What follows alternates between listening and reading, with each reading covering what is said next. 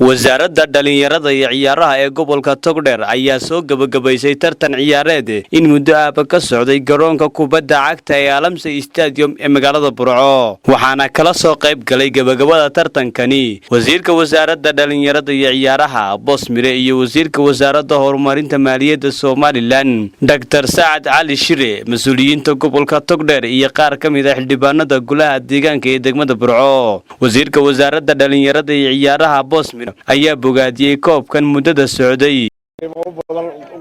qiimo badan oo ahaa Burco dimasho waa Burco haday iska tayso waxa kala sheegay jirtay meel ciyaaraha ku haysta ma jirto Soomaaliland Burco teamkeeda 7 reer Burco ah waxa ay isku soo celiso aad waxaan ugu mahadnaqayaa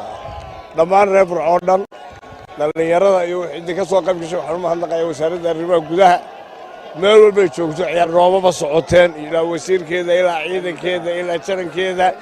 iyo amnigeeda aad baan ugu mahadnaqayaa xagan waxaan ugu mahadnaqayaa madaxweynaha jamhuuriyadda Soomaaliland oo ugu deeqay inuu quruxda maanta inuu ku arkayno meesha uu soo bixiyo aad gulban u rajaynayna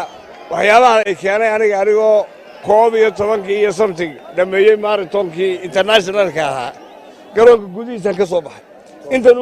duwaha wasaaradda dhalinyarada iyo ciyaaraha ee gobolka Togdheer oo ahaa suurtageliyihii koobkan ayaa isaguna kelmado kooban oo dardaaran ah u diray dhalinyarada ka qayb qaadatay tartankani garoonkan Stadium Alamsey imi oo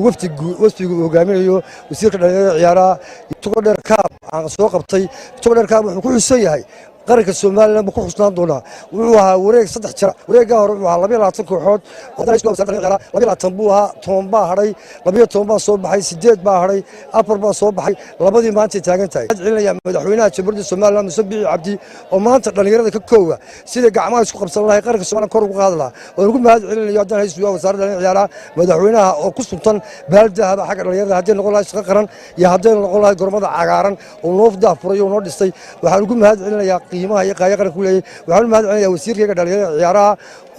Bosmire oo isaguna maanta kor u soo qaaday dhalinyarada qaranka Soomaaliland koobkan oo ay ciyaarayeen wasaaradda duulista iyo hawada iyo wasaaradda horumarinta maaliyadda ayaa guushu waxa ay ku raacday wasaaradda duulista iyo madarada waxaana la gudoonsiiyay abaalmarino kala duwan ka soo qayb qaatayaashii tartankani ayaan le Cabdullaahi Jaamac warbaahinta caalamiga SBC magaalada Burco.